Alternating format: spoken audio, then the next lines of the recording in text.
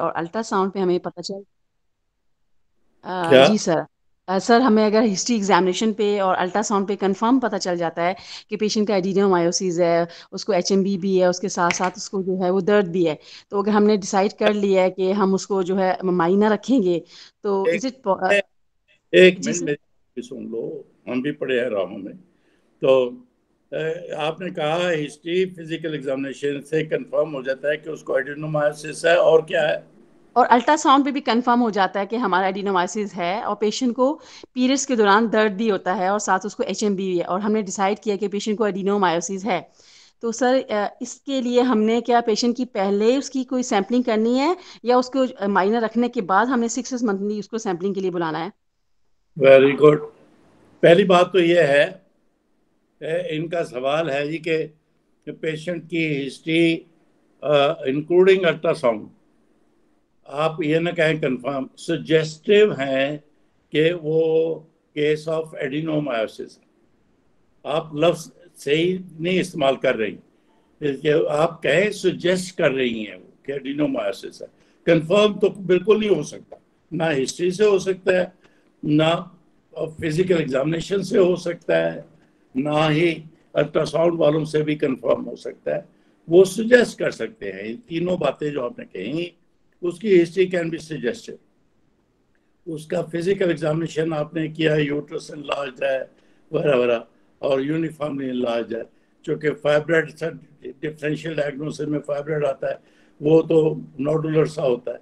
तो लेकिन आपकी बात में मान लिया कि वो सजेस्ट करता है कि 40 ईयर ओल्ड, उसको हम फील करते हैं कि उसको एडिनोमायोसिस है। आप फिर भी कहेंगी कि from these investigations I feel diagnosis is adenomyosis. So because first diagnosis is adenomyosis, बाकी के डिफरेंशियल डायग्नोसिस के दो तीन पीछे रह गए। तो मैं I would like to give her a medical treatment, a trial of medical treatment. अब फिर बात वहीं के वहीं खड़ी रह जाती है, क्योंकि एडिनोमायोसिस का कोई डेफिनेट मेडिकल ट्रीटमेंट भी नहीं है। एडिनोमायोसिस का कोई डेफिनेट पक्का ट्रीटमेंट नहीं है मेडिकल। लेकिन हर्ज कोई नहीं। आपने एक मिनट आपने पूछा मुझसे कि उसकी बायोप्सी लेके कंफर्म करने का जरूरी है कि नहीं है। बायोप्सी जो है अल्ट्रासाउंड गाइडेड, आप वहां पे नीडल डाल के उसकी बायोप्सी कर सकते हैं। That is the only biopsy which is possible in such cases. आजकल अल्ट्रासाउंड गाइडेड बायोप्सी बहुत कुछ हेल्प करती है हमें, वो कर सकती है। लेकिन मैं कहूँगा वो इन्वेजिव टेस्ट जो है, मेरी नज़र में कोई इतना हेल्पफुल इन मैनेजमेंट नहीं है। क्योंकि कंफर्म करते हैं तो फिर भी हमने मेडिकल ट्रीटमेंट वही देना है। तो यहाँ प्रोविजनल फर्स्ट डायग्नोसिस बना के वही देना है।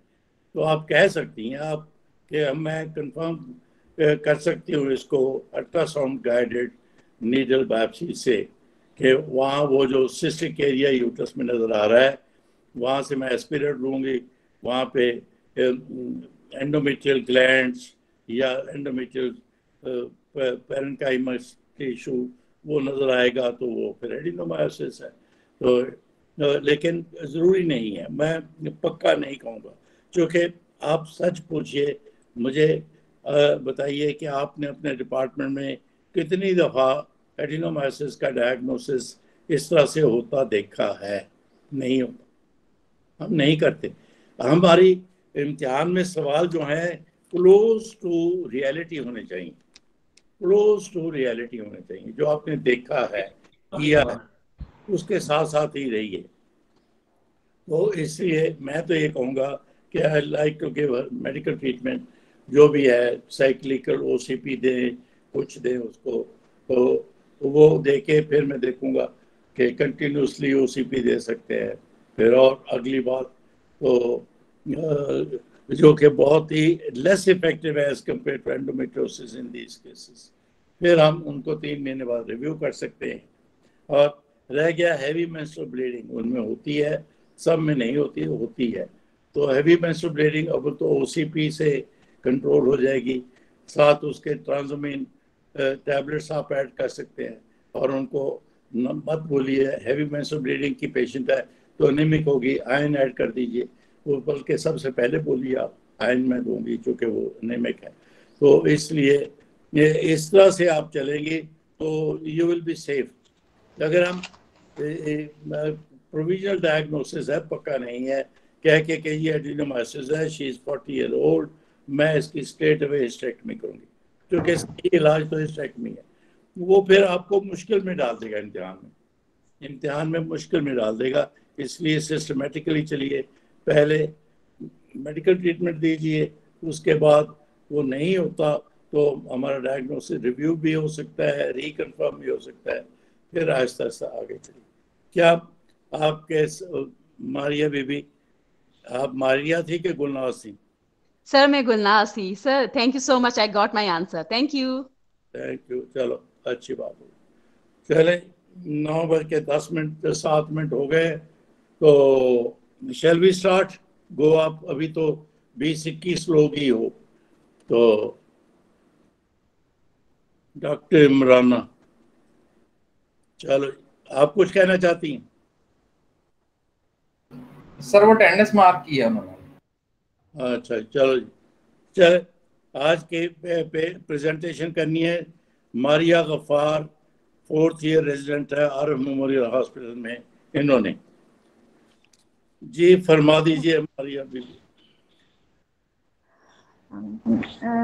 Mrs. Amna, wife of Mr. Ahmed, 24 years old, resident of Kasur, housewife, admitted on 23rd of July 2021 through outpatient department of Arif Memorial Teaching Hospital. Unbooked patient to us but booked to some private clinic. Married for 8 months, priming gravida, having last menstrual period on 8th of December 2020, making her estimated date of delivery on 15th September 2021, and today she is at gestational amenorrhea of 32 plus 3 weeks. She was referred from some private clinic with the scan showing intrauterine fetal demise. Patient conceived spontaneously during her regular menstrual cycle and confirmed her pregnancy through urine pregnancy test at 6th day of her missed periods. She booked herself at some private clinic, after which she has had her dating scan, which shows fetal growth according to the gestational amenorrhea. She has taken folic acid. Patient has no history of excessive nausea or vomiting and no history of PV discharge, PV bleeding, burning micturition, fever, flu or rash. Quickening felt in April, which corresponds to the 4th month of gestation. She has anomaly scan done at 5th month of gestation from the same private clinic, which shows no fetal anomaly according to the patient. She has taken tonics. Patient has patient has her blood pressure checked at each visit, which was normal according to the patient, and all blood tests were done which were in normal range according to the patient. She has no history of PV discharge, bleeding or burning micturition. Her tetanus vaccination was done. However, patient gives history of decreased tummy growth according to the gestational age after 6th month of gestation. Patient has complained of absent fetal movement for 2 days. This was her first episode of absent fetal movement. Priorly, patient has no history of decreased fetal movement. After this, patient has scan at the same private clinic, which shows the intrauterine fetal demise and anhydramnios on scan. Patient gives no history of PV leaking or bleeding, any abdominal trauma. Anomaly scan showed no anomaly, no congenital anomalies in the family, no heat or cold intolerance, no drug intake or exposure to any radiation, no history of photosensitivity. During her stay in the hospital, she was uh, admitted and blood tests were advised. She was asked to arrange the blood. and she was told that some medication would be given to the patient for termination of the pregnancy. She is priming gravida, has regular menstrual cycle of 3 to 4 by 28 days with average flow, no dysmenorrhea, dyspareunia, intermenstrual or postcoital bleeding, pap smear never done. She has no history of hypertension, diabetes, asthma, TB, ischemic heart disease. Her past, she has no history of any surgical procedure. Regarding her family history, her mother is diabetic and no history of hypertension, diabetes, asthma, TB, or ischemic heart disease. She has no significant history regarding drug intake or any allergic history. Her husband has own business. She lives in her own home with 5 persons and all necessities of life met with ease. On examination, a young patient, 24 years old, sitting comfortably, well oriented in time, place, and person, with blood pressure of 110/70 millimeters of mercury, pulse of 90 beats per minute, temperature 98.6 degree Fahrenheit, and respiratory rate of 16 breaths per minute. She has no pallor, jaundice, clubbing, cyanosis, thyroid was not enlarged, and all accessible lymph nodes were not palpable. No pedal or sacral edema was present. Bilateral breast examination revealed no abnormality. She has normal vesicular breathing with no added sounds, and first and second heart sounds were audible. On abdominal examination, abdomen was protuberant with a centrally placed inverted umbilicus with no stria, scar marks, or any visible pulsations. Her symphysiofundal height is 22 cm with longitudinal-like cephalic presentation. Liquor seems to be decreased and fetal heart sounds were not audible. Finish. Ji sir.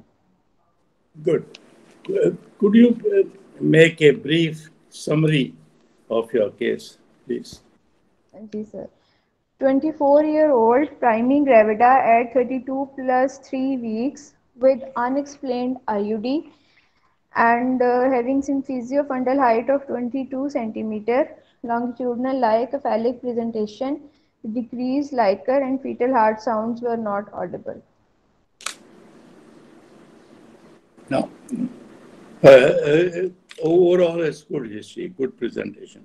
But still, I personally feel it is important that when you have a patient like this, immediately you think of the possible causes of IUD. Once you think of those, the causes could be in mother, causes could be in the fetus, right? Causes in the placenta or cord, right? Yes, sir.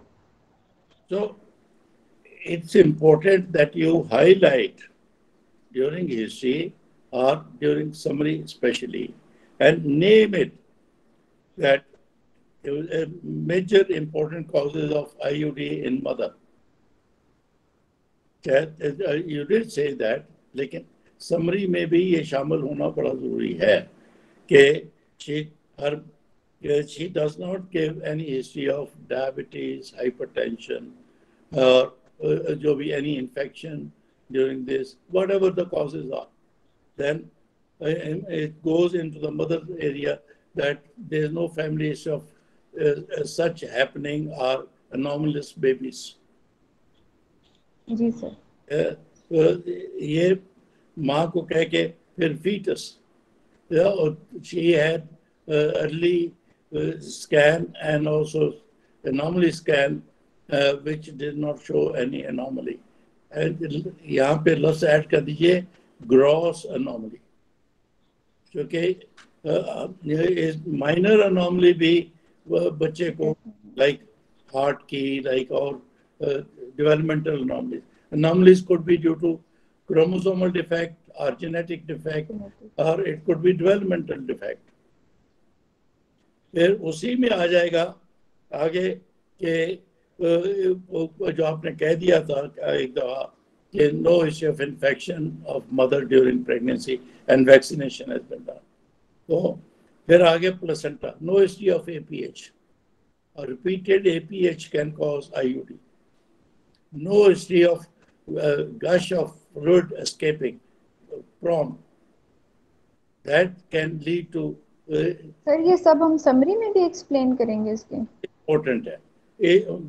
मैं आपकी बात समझ गया हूँ, लेकिन क्योंकि हमने यहाँ पे निकालनी है वजह इन तीनों में से कोई,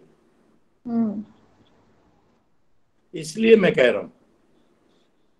तो क्योंकि इनमें से निकालनी है वजह, फिर जब आएगा ना इसके फौरन बाद आपसे समरी के बाद हो जाए इसके इन्वेस्टिगेशन क्या करोगे, तो वो इन्वेस्टिगेशन ये तीनों फैक्टर्स को सामने रख के हम करेंगे। जी सर। मदर का वो जो भी पहले वही बोलोगी तो कि in view of the fact that mother could be responsible for this IUD, so I like to do her random blood sugar और इवन OGTT, और फिर इसका ब्लड प्रेशर मैं रिकॉर्ड करूंगी, फिर और जो भी है वो मदर की related renal function test, liver function test, जो कि कोलेस्टेसिस कैन आल्सो कॉज दिस। तो ये सारी उसके मदर के रिलेटेड फिर आप बोलेंगे एक लंबी सी लिस्ट, क्योंकि यहाँ पे ये अनएक्सप्लेन्ड IUD है, कोई आपने वजह नहीं बताई जो हम पिन पॉइंट कर सके कि इस वजह से हो गया। ना मदर में बताई, ना फीटस में कहा नॉर्मली स्कैन ठीक था, ना कोई हिस्ट्री दी हमने APH की रिपीटेड या पॉटरी वजह प्रॉम्प्ट की, या कोई वजह तो बताया ही नहीं हमने। We are groping in dark, we are groping in dark कि ये लंबी सी किताब में जो लिस्ट है 10-20 कॉजेज, उनमें से कोई एक कॉज हो सकती है। अगर आप कह देती ना कि इसकी माँ को ब्लड प्रेशर था, फिर हम फोकस ऑन टू दैट हो जाते, या इसको हिस्ट्री ऑफ कोलेस्टेसिस थी, या रीनल फंक्शन टेस्ट अब नॉर्मल थे, या इसको कोई हिस्ट्री ऑफ SLE थी, ऑटोइम्यून डिजीज थी माँ को, फिर हम ये सारी बातें छोड़ के हम उधर ही चल पड़ते। यहाँ तो आपने एक भी बात नहीं बताई मुझे जो मुझे गाइड करती, लीड करती।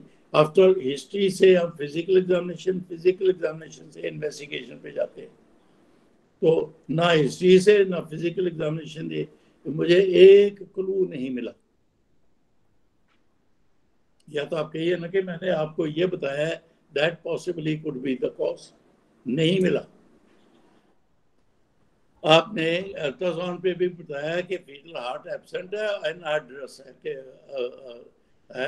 हाइड्रम क्या है, लाइकर जो है वो एब्सेंट हो गया, जो हो जाता है। तो अगर आप कहते हैं ना अल्ट्रासाउंड पे उसका हेड बड़ा था, वो उसका कोई और एनॉमली नजर आई थी, फिर हम उस तरफ चल पड़ते। आपने तो अभी तक कुछ भी नहीं बताया हमें which could help us in making a diagnosis। तो इसलिए हम ये सारी बातें जो कॉजेज कही गई है उनकी इन्वेस्टिगेशन करेंगे। तो वो यही है कि आप साइड पे कॉजेज ऑफ IUD की लिस्ट बनाइए, mother maternal causes, fetal causes, placental और कॉर्ड एक्सीडेंट्स। जब वो बना लिया तो एग्जामिनर ने he is bound to ask you, अच्छा ये अनएक्सप्लेन्ड IUD है, तो पहले हम वो पूछेगा कि इसकी इन्वेस्टिगेशन क्या करोगी। उसके बाद जब वो काफ़ी डिटेल में डिस्कस हो जाएगा तो फिर बात चलेगी कि अब इसको मैनेज कैसे करोगे। यही 2 सवाल है जो आपसे पूछ के आपका पास करने का फैसला होगा। तो ये मैं आ जाता हूँ, जो मैं उसी तरह पूछ लेता हूँ आपसे कि ये पेशेंट है जहाँ पे अनएक्सप्लेन्ड IUD हुई, तो अब आपने समरी भी पेश कर दी, तो आप इसके क्या इन्वेस्टिगेशन करना पसंद करेंगे? Blood group with RH factor. Good. Complete blood count including hemoglobin, जी, total leukocyte count and platelet count. वो Hepatitis B वो- surface antigen. एक मिनट, वो उसका क्या ऑब्जेक्टिव क्या है, ये total leucocyte count and platelet count? Sir, for to rule out any infection or sir, any coagulopathy, to see any coagulopathy, the platelet count. So, coagulopathy cause of this IUD, you're looking for that? नहीं sir, it's not a cause, लेकिन IUD के बाद coagulopathy होने के chances होते हैं with in 4 weeks. तो बोलो ना बाबा, ये बोलो पहले। This is what examiner is looking for, कि मैं उसके टोटल ल्यूकोसाइट काउंट कराऊंगी for infection as you said, and platelet, और तो फिर तो उसका प्रोफाइल करवाऊंगी, कोएगुलेशन प्रोफाइल। सिर्फ प्लेटलेट काफी नहीं, कोएगुलेशन प्रोफाइल करवाऊंगी। कोगुलेशन प्रोफाइल भी होगी सर। तो एग्जामिनर पूछे क्यों, तो फिर आपने सीधा पहले ये जवाब देना, because we don't know how long the baby has been dead. Prolonged retention of dead baby can lead to, जैसा आपने कहा, वो कोगुलोपैथी। ठीक, वेरी गुड। फिर आगे चलिए। Hepatitis B surface antigen, anti-HCV, and complete urine examination including biochemistry and microscopy. Coagulation profile, which includes serum fibrinogen and fibrin degradation products, Good. LFTs, RFTs, and sir इसमें APLS workup हम advice करेंगे auto immune diseases के लिए। वो last में बोल दीजिए, लेकिन उससे पहले भी तो बोलिए ना, कॉमन कॉजेज जो मैटरनल हैं उनके भी तो टेस्ट हो जाने चाहिए। आपको पता ही नहीं, अनडिटेक्टेड डायबिटीज है, उसको अनडिटेक्टेड लिवर डिजीज है, टू रूल आउट ओजी मैटरनल कॉजेज ऐसे और बोलिए, टू रूल। OGTT हाँ, वो कर सकते हैं, सीधे ही वही कर सकते हैं, ठीक है। एंड आपने नहीं बोला बाबा, आपने जो मैं कह रहा हूँ,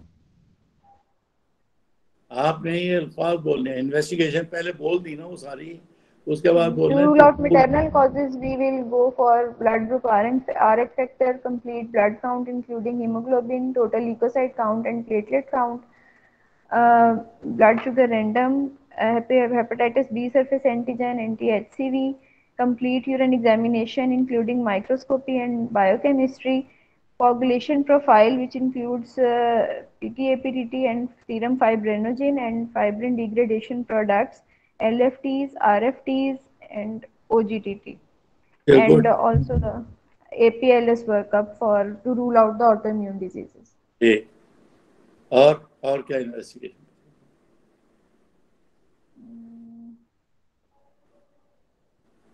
मैं लीड Sir, scan स्कैन तो हो, obstetrical.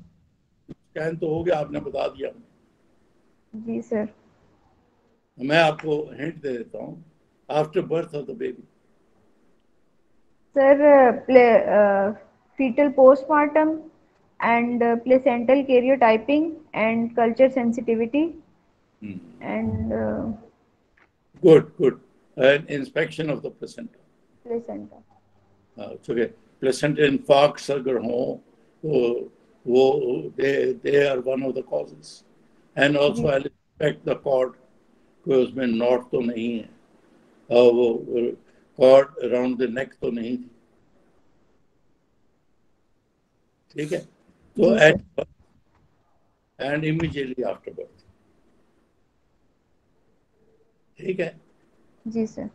चलो, अब ये पेशेंट आ गया, वो तो आफ्टर बर्थ ही करेंगे टेस्ट। आपने सारे टेस्ट कर लिए और कंफर्म कर लिया कि आईओडी है उसको। आपको पता है कि अल्ट्रासाउंड में क्या वो साइंस हैं जो अपीयर हो जाते हैं आफ्टर फ्यू डेज और few weeks, dead baby retain हो तो? Sir first of all liquor decreased होता है, गुड स्कल गुड। बोन्स की ओवरलैपिंग, उसका नाम क्या है? Spalding sign. Spalding, Spalding sign. SPALDIA, Spalding sign. और भी कोई एक दो साइन है याद है? स्किन मैसरेटेड सी, वो तो बाहर वो निकलेगा, तो बाद में पता चला। कहा अल्ट्रासाउंड।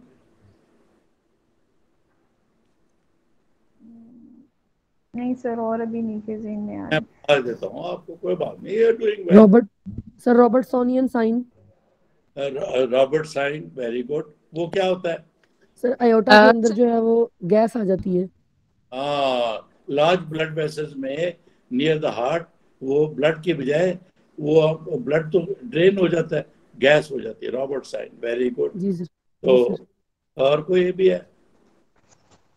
सर सबसे पहले तो हम ये बोलेंगे कि फीटल हार्ट साउंड एब्सेंट है, then the crowding of the ribs है, then third one is the hyperflexion of the spine है, fourth one is spalding sign that is about the overriding of the fetal skull and bone, fifth one is the presence of the fetal gas in the fetal heart joints and blood vessel as well, and the last one is the absence of the liquor. Absent वो तो पहले बोल दिया ना आपने, Likert काम हो गया या एब्सेंट हो गया, depends how long IUD has been there. तो अगर फौरन फौरन ही हुई है, पेशेंट कहता है कल तक फीटल मूवमेंट थी आज नहीं है, तो ये सारे साइंस फिर नहीं होंगे ना, ये लाइकर भी थोड़ा बहुत मौजूद होगा। मारिया ने ठीक कहा कि depends how long there has been IUD, liker could be totally absent after 3 to 4 days, but they could be reduced liker anemia। ठीक है, सिर्फ एक ही साइन रह गया कि बच्चा सारा इकट्ठा हो जाता है, एक बॉल सा बन जाता है, बॉल साइन कहते हैं उसको। तो अल्ट्रासाउंड पे ये याद रखिए आप, if you are doing well only then you will be asked this question, if you are not doing well फिर वो ऐसी मुश्किल सवाल है, वो फिर देखते हैं बैकग्राउंड नॉलेज आपका कितना है, कितना है। अल्ट्रासाउंड पे तो जैसा अभी उन्होंने कहा कि फीटल हार्ट एब्सेंट है तो कंफर्म हो गया आईयूडी है, और बाकी साइंस को छोड़ ही दीजिए, आप भूल ही जाइए, फीटल हार्ट नहीं है वहाँ, बस गल मुक गई। तो लेकिन इम्तिहान में आपसे फिर वो आगे अगली बातें भी पूछी जा सकती हैं। तो इनका रिपीट द साइंस कि अल्ट्रासाउंड में एक तो लाइकर की रिडक्शन है, दूसरा फीटल हार्ट एब्सेंट है, तीसरा ये तीन sign, Spalding sign, Spalding is overlapping of the bones, skull bones specially, and flexion of the spine.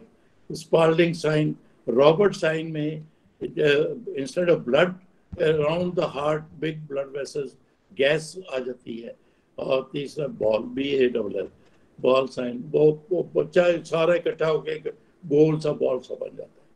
तो ये हो, तो आपने कंफर्म कर लिया कि ये आईयूडी हो गई है इसको, तो फिर अब how will you manage this patient?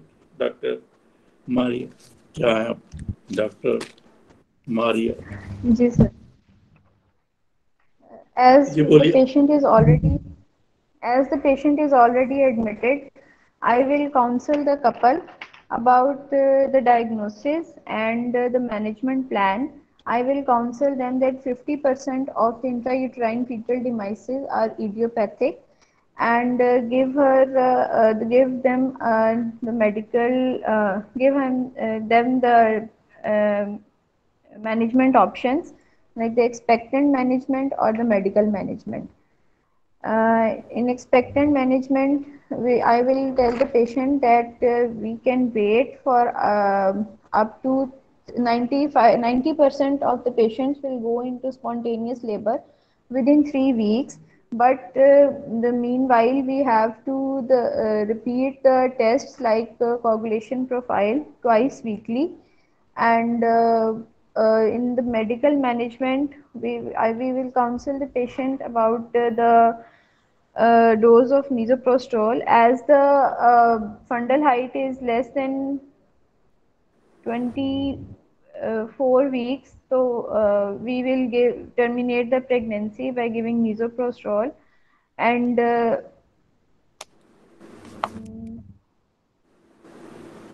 Ji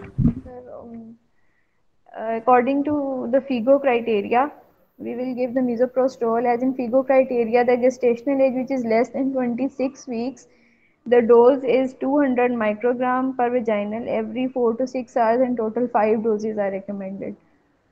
After this, Before, all right, let's go slow.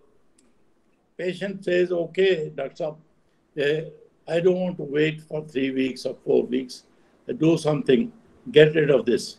And तो फिर आप फौरन उसको एक्सप्लेन कर देंगे कि टर्मिनेशन के लिए हम आपको दवाई देंगे, यही जो आपने कहा मीजोप्रोस्टॉल। तो लेकिन ये शुरू करने से पहले कुछ करेंगी आप? जी सर, उसके ब्लड टेस्ट, ब्लड अरेंजमेंट वो तो हो गया। सर बिशप करेंगे, बिशप। कौन बोला है? Doctor Ayesha. Very good, very good. बस इसी पे फेल हो जाती है लड़की। जी सर। तो आप सब जो 45-50 सुन रहे हो, तो जब भी आप इंडक्शन ऑफ लेबर का लफ्ज इस्तेमाल करें, डजंट मैटर आईयूडी है, बच्चा जिंदा है, क्या है, अब नॉर्मल है, जो भी है, before you go you say will do induction of labour. Examiner कहता है very good, yes you are right, तो how will you do it? The first word is Bishop score. Bishop score. Number 2, you will rule out any contraindication for vaginal delivery. Number 3, तो मजा इसमें contraindication could be, ये तो primary gravid है, अगर उसके previous 2 caesarean section हुए फिर हम इंडक्शन नहीं करेंगे उसकी, क्योंकि after 2 caesarean sections vaginal delivery is contraindicated. She is 32 weeks, तो फिर उसका अगर इसके हुए होती है तो प्राइमरी ग्रेविड है, अगर इसके प्रीवियस 2 सिजेरियन सेक्शन होते हैं तो फिर हमारी ये इंडक्शन ऑफ लेबर कंट्राइंडिकेट हो जाती है। सर अगर फंडल हाइट उसकी मतलब 32 वीक्स, वो फिर भी कॉन्ट्राइंडिकेटेड है? आप इम्तिहान में कंट्राइंडिकेटेड क्योंकि वो रप्चर ऑफ यूट्रस होता है बिकॉज ऑफ यूट्राइन कॉन्ट्रैक्शन, और वो वीक स्कार है। वी टेक इट कि 2 सेक्शन के बाद वो वीक स्कार है, इट कैन गिव वे। मैं अपना पर्सनल एक्सपीरियंस बता देता हूँ। एक मेरी पेशेंट थी, उसके प्रीवियस 3 सिजेरियन सेक्शन थे और जिंदा बच्चा कोई नहीं था। ये हो गया, मेरे पास थी 4th प्रेगनेंसी में आईयूडी। हमने गलत डिसीजन लिया कि कोई बात नहीं, आप आपको ऑपरेशन नहीं करते, हम नीचे से डिलीवर करते हैं। वो नीचे के डिलीवरी के चक्कर में उसका हो गया रप्चर, उसकी हो गई हिस्टेरेक्टमी। वो मरीज ने मेरा सालों साल पीछा नहीं छोड़ा कि डॉक्टर साहब आपकी वजह से मेरे तो बच्चेदानी चली गई, मेरे बच्चे नहीं अब हो सकते, हम तो हेल्प करने चले थे। तो रिमेंबर दिस स्टोरी। कोई आपको कोई प्रोफेसर आके बयान नहीं देता मुझसे गलती हुई है, दूसरों की गलतियों से सीखो। सो किताब में लिखा हुआ है, प्रैक्टिस हम यही करते हैं, after 2 caesarean sections you will not do induction. So मैंने कहा any contraindication for vaginal delivery, उसमें अगर बच्चा जिंदा है CPD को रूल आउट करना है, लॉन्गिट्यूडिनल लाई हो, कैफेलिक प्रेजेंटेशन हो, फिर ही आप इंडक्शन करते हैं ना, अगर अदरवाइज आप इंडक्शन नहीं करते। तो इसलिए सबसे पहले आपने बोलना है कि मैं इसमें इंडिकेशन फॉर डिलीवरी है। नंबर 2, फिर मैंने उसका बिशप स्कोर करना है कि वो हम सक्सेसफुल भी होंगे कि। नंबर 3, बिशप स्कोर के बाद आपने जंप नहीं करना, फिर मैं प्रोस्टाग्लैंडिन या मीजोप्रोस्टॉल जो भी आप नाम दे रही थी वो मैं ऐसे दूंगी, डोज करेक्ट, फिर आपने तो फीको का रेफरेंस भी दे दिया, वो भी करेक्ट, पर फिर भी आपको घर जाके समझ नहीं आती, आपके प्रोफेसर को समझ नहीं आती, वो एग्जामिनर ही बड़ी बुरी है, वो ऐसी करती है। ब्लेम ऑन हर, अपने आप को देखो कि मैंने क्या गलती की है।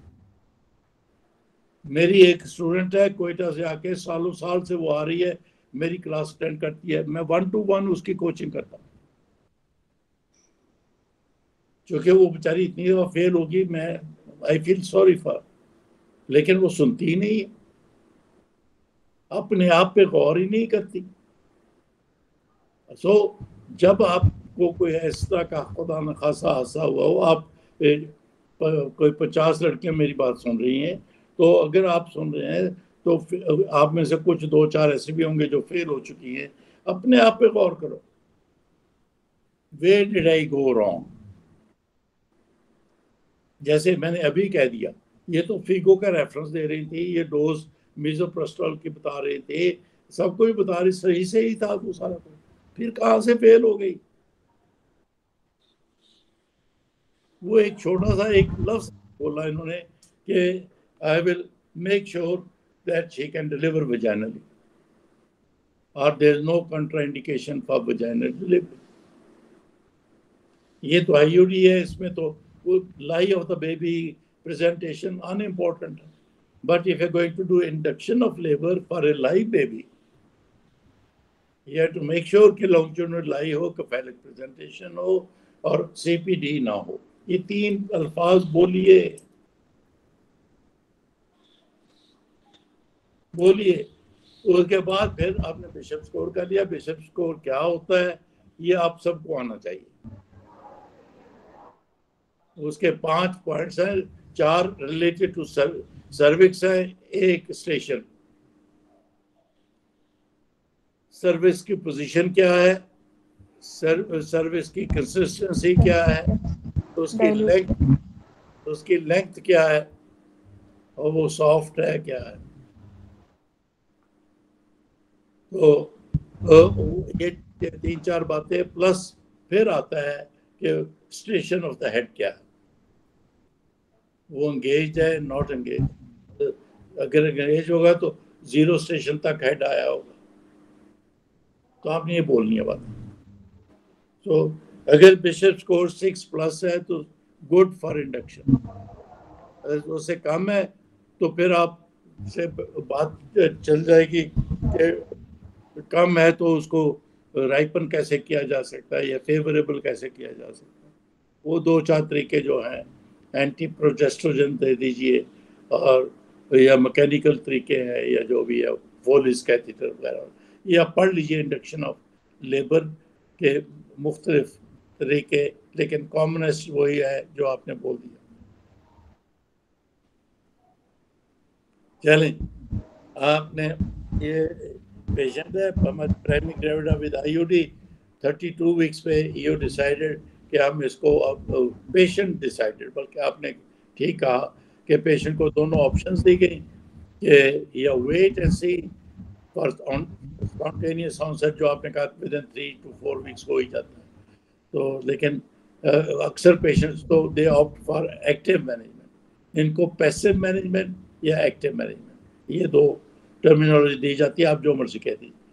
तो एक्टिव मैनेजमेंट के लिए कहा, तो फिर आपने फिर दोबारा शुरू कीजिए, आप दोबारा बोलिए। तो ये पेशेंट की एक्टिव मैनेजमेंट कैसे करेंगे? If patient opts for active management, then I will first of all I will assess the patient for vaginal delivery. I will rule out any contraindication for induction, and will confirm the lie and presentation of the fetus, and rule out any cephalopelvic disproportion, and do the Bishop score. If all things are favorable, then I will do the एक then I will हाँ, then I will do induction of labor. Sir, इसमें बोल देंगे prostaglandins with prostaglandins according to FIGO criteria, और बस ठीक ठीक। अच्छा, बेबी डिलीवर हो गया। सर मैं यहाँ पे एक बात ऐड करना चाहती हूँ, मैं कर दूँ? जी बिल्कुल। वकार अली साहब, सर डॉक्टर आयशा। आयशा पहले भी आप बोले थे जी, कोई यस सर। ऐड सर कीजिए। यहाँ पे सर मैं यहाँ पे एक बात ऐड करना चाहती हूँ, after arrangement of 1 unit of blood and written inform consent of the husband. हाँ हाँ, वेरी गुड, माशाल्लाह। मैं कंसेंट पे वो आखिर में बोलने वाला था, आपने बिल्कुल ठीक किया, करेक्ट कर दिया मुझे भी। तो बिफोर वी डू एनीथिंग, ये बात आज की इम्पोर्टेंट, मैं सोच के आया था यहाँ पे होगी, अच्छी बात है कि कोई भी एक्टिव इंटरवेंशन है, जहाँ पे भी लफ्ज एक्टिव इंटरवेंशन है, इंडक्शन ऑफ लेबर है, सिजेरियन सेक्शन है, एक्सटर्नल कैफेलिक वर्जन करनी है, आपने कुछ और करना है, एमनियोसेंटेसिस करना है, एनी इंटरवेंशन, ये डॉक्टर आयशा ने बड़ा इम्पोर्टेंट पॉइंट कहा है, before you touch the patient you ask for consent. Consent. तो मेरी आवाज नहीं आ रही आप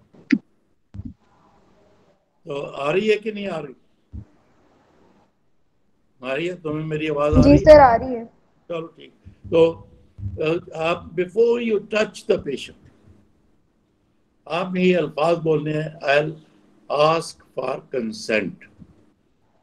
जब कंसेंट का कहा तो you have to first name के इंटरवेंशन क्या है, उसकी क्या प्रॉब्लम हो सकती है, क्या उसका एंड रिजल्ट क्या हो सकता है, ये तीन बातें बोलनी है। और अपने मुल्क में तो खास तौर पर हस्बैंड और फैमिली बल्कि ऐड कर दीजिए। I'll seek consent for the intervention or procedure from the patient, her husband and family.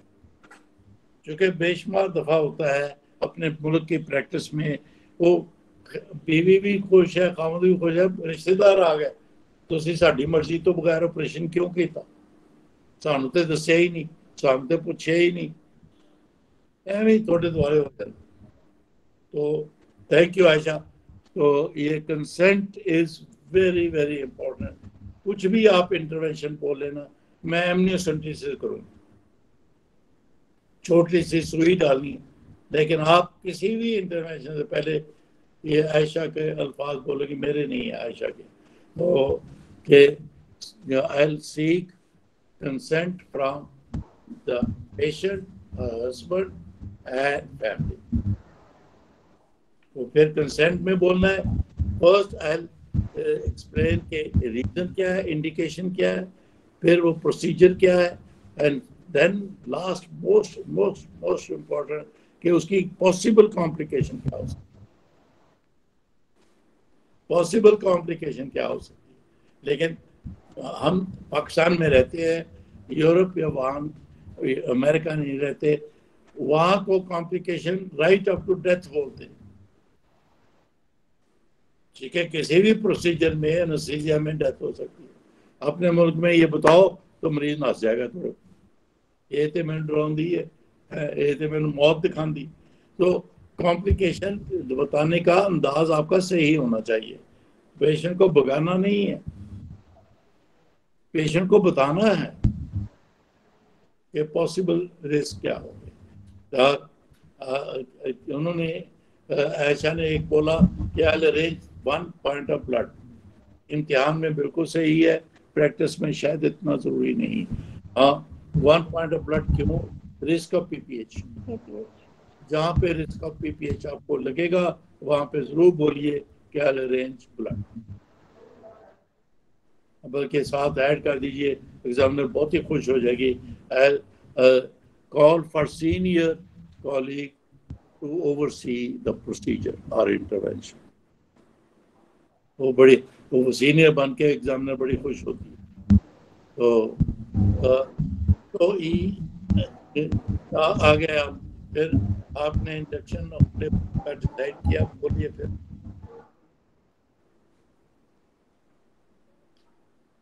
Patient has agreed कि जी मैं इंतजार नहीं करना चाहती, इसको टर्मिनेट कीजिए। हाँ जी सर। तो मतलब आगे सारा इंडक्शन का प्रोसीजर बताऊं? नहीं, मैंने तो सवाल पूछा, मुझे क्या पता। सर फिर होते ही शुरू कर I will say शिफ्ट से पहले I can explain the procedure to the patient ही कंसेंट शुरू करना। आयशा ने तुम्हें इतना बड़ा गाइड किया है। जी sir, I will explain the patient about the procedure and take the informed consent. I will explain the procedure, its complication, the indication for induction, and I will arrange 1 pint of blood and will assess and rule out any contraindication, will confirm the fetal lie and presentation to rule out the cephalopelvic disproportion and do the Bishop score. Important हो गया ना, यहाँ तो IUD है ना 32 इस पे, यहाँ तो लाइव भी आने है, प्रेजेंटेशन भी आने इम्पोर्टेंट है, और सीपीडी वेरी वेरी अनलाइकली है। So I will rule out any contraindications and will do the Bishop score. If the Bishop score is favorable, then I will induce the patient with prostaglandin. And watch और फिर deliver हो जाए। Third stage को क्या करोगे? In third stage, after delivery of the placenta, I will examine the placenta for any anomaly like infarct and will. हाँ जी, हाँ जी। After delivery of the baby, I will examine the baby regarding to assess whether it's fresh intrauterine fetal demise or old.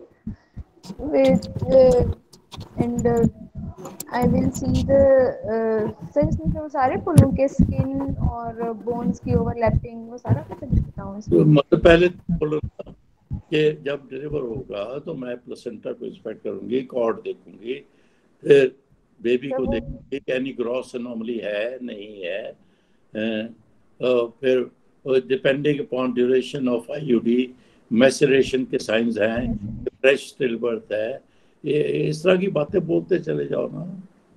अब फिर आखिर में होगा karyotyping भी करवाऊंगी और अगर हो सके तो ऑटोप्सी भी करवाएंगे। और फिर after delivery of the baby, I will inspect the placenta for any infarcts or any abnormality and will examine the cord, whether it's around the neck or any knot in the cord, and will inspect the baby, whether it's fresh intrauterine demise or old.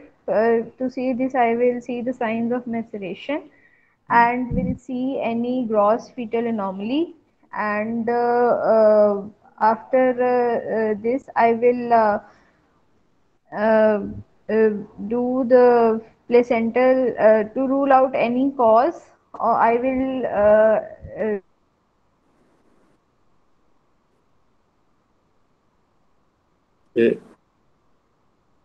take the fetal postmortem to rule out any cause of intrauterine fetal.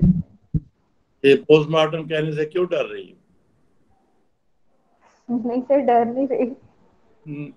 वो देखो, वो 2 दफा उन्होंने आपको help करने की कोशिश, तो पोस्टमार्टम भी करवाएंगे परमिशन ग्रांटेड। परमिशन ग्रांटेड नहीं जी सर।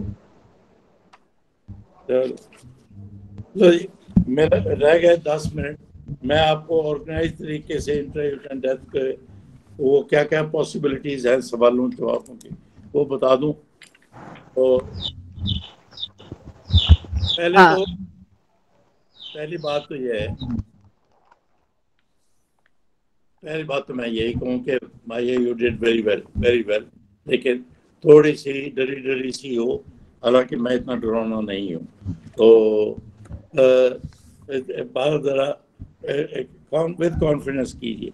नंबर 2, इंट्रायूटेराइन डेथ जिसको आईयूडी भी कहते हैं या इंट्रायूटेराइन फीटल डेथ IUFD भी कहते हैं, वो दो तरह की होती है, या फ्रेश होती है या मैसरेटेड होती है, जैसा आपने अभी भी कहा। मैसरेशन 24 घंटे के बाद शुरू हो जाती है, तो उसमें स्किन पील ऑफ हो जाती है, वो बड़ी इजीली, और नीचे से डर्मस जो है रेड, ब्राइट रेड कलर की अपीयर हो जाती है। और अगर उससे भी ज़्यादा लंबा छोड़ा जाए तो एसेप्टिक ऑटोलाइसिस बॉडी का होना शुरू हो जाए, जिसकी वजह से वो सारी बॉडी के लिगामेंट्स ढीले पड़ जाते हैं, वो बेबी जैसा भी कहा गया बॉल साइन, वो क्रिप्ट अप हो जाता है, स्पाल्डिंग साइन आ जाता है।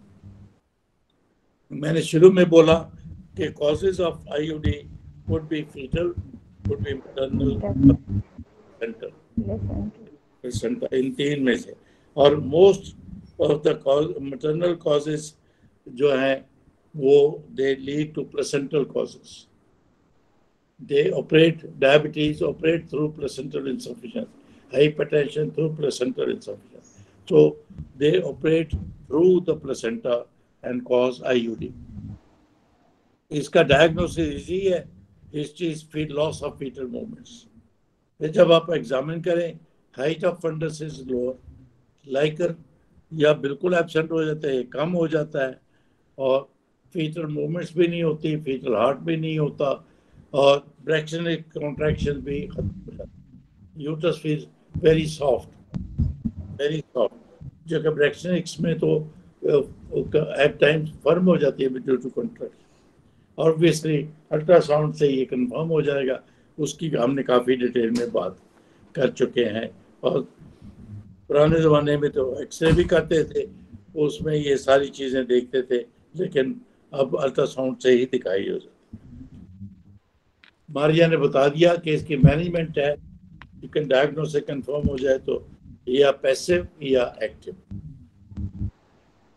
वो आप बोलेंगे इम्तिहान में कि we will counsel our patient for the diagnosis and then offer, there could be passive management जिसमें इंतजार है, और there could be active management. जब एक्टिव मैनेजमेंट का लफ्ज बोलेंगे उसमें बिशप स्कोर आपको जरूर आना चाहिए।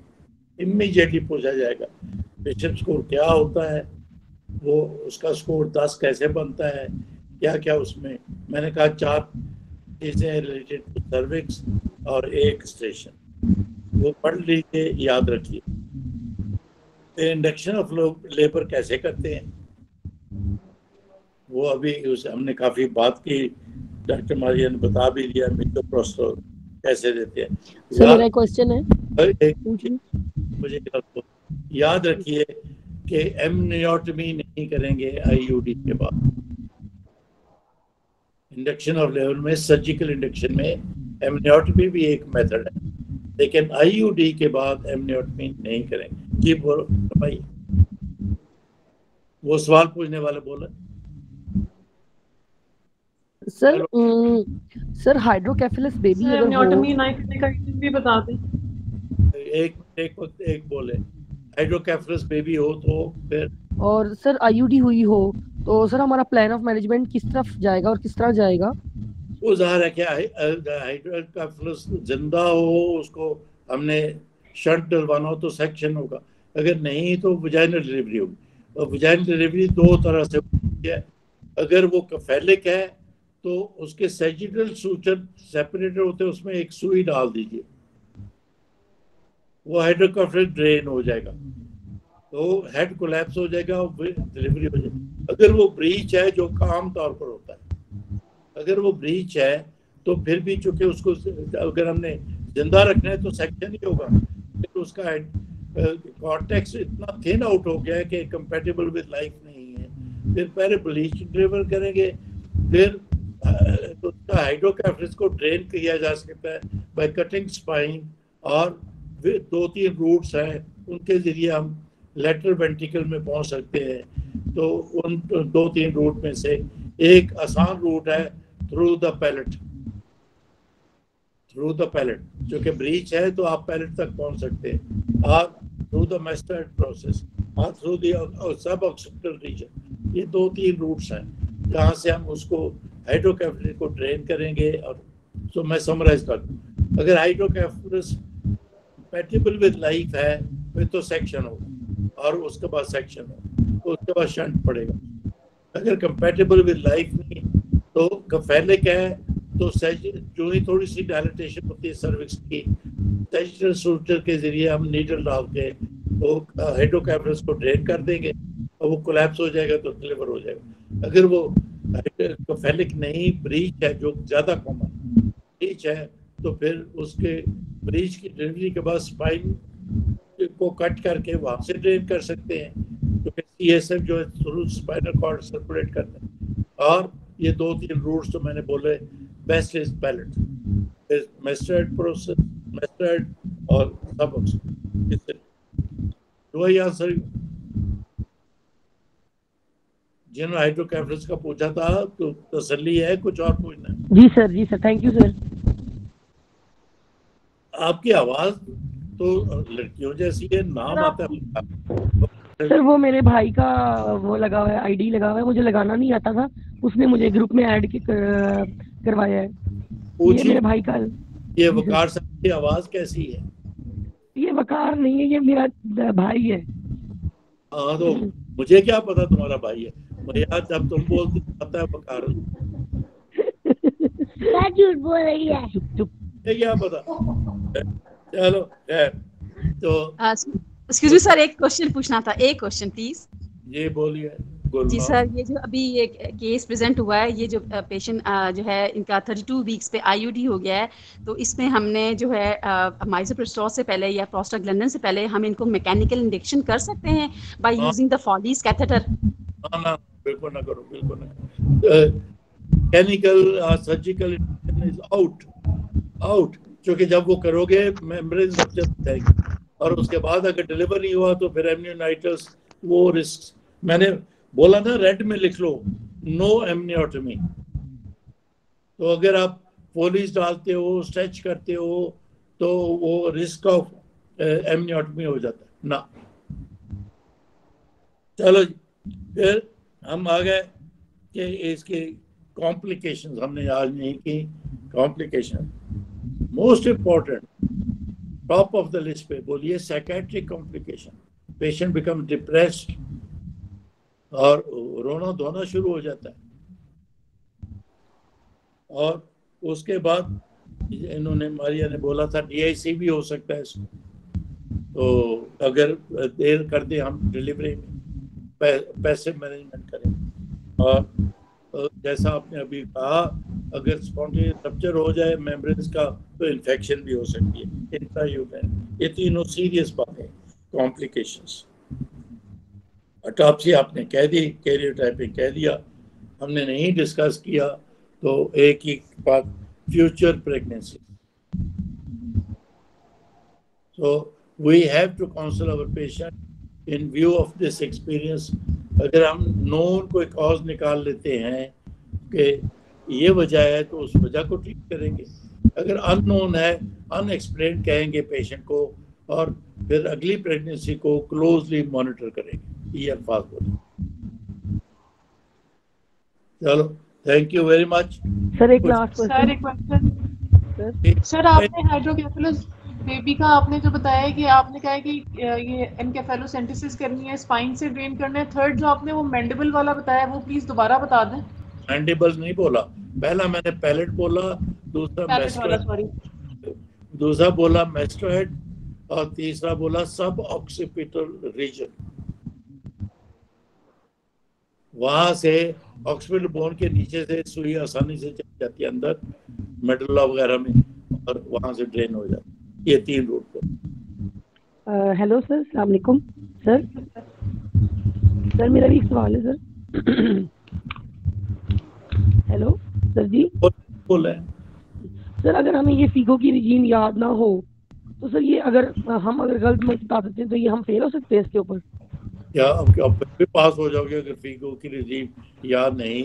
आप ये कहिए प्रोस्टाग्लैंडिन से, मीसोप्रोस्टोल से मैं इंड्यूस करूंगी, और डोज जो आमतौर पर आप इस्तेमाल करते हैं, बहुत दफ़ा देखा होगा आपने लोगों को, वही बोल दीजिए। नीड नॉट से कि ये फीगो की है पास, तो फेल नहीं होंगे। Thank you sir. Thank you. अच्छा, मैं आपसे एक सवाल पूछता हूँ, वो जाने से पहले आप मेरे सेक्रेटरी इमरान शफीक को भेजिए, क्या हम सैटरडे को क्लास कंटिन्यू करें कि वापस संडे को करें, जैसा आप कहेंगे मैं वैसा कर लूँगा। लेकिन अगर मेजॉरिटी कहेंगे संडे, सिर्फ संडे लिख दीजिए, फिर मैं संडे को वापस चले जाऊँगा। अगर आप कहेंगे सर सैटरडे ठीक है। आप सैटरडे ठीक बोला, किसी ने स्क्रीन लिख दिया संडे, तो आप जो मेजॉरिटी कहेगी मैं वही कर दूंगा। लेकिन आप इमरान शफी को ज़रूर कहिए कि सैटरडे हो या संडे हो। ये सैटरडे संडे ऊपर नीचे आ रहा है।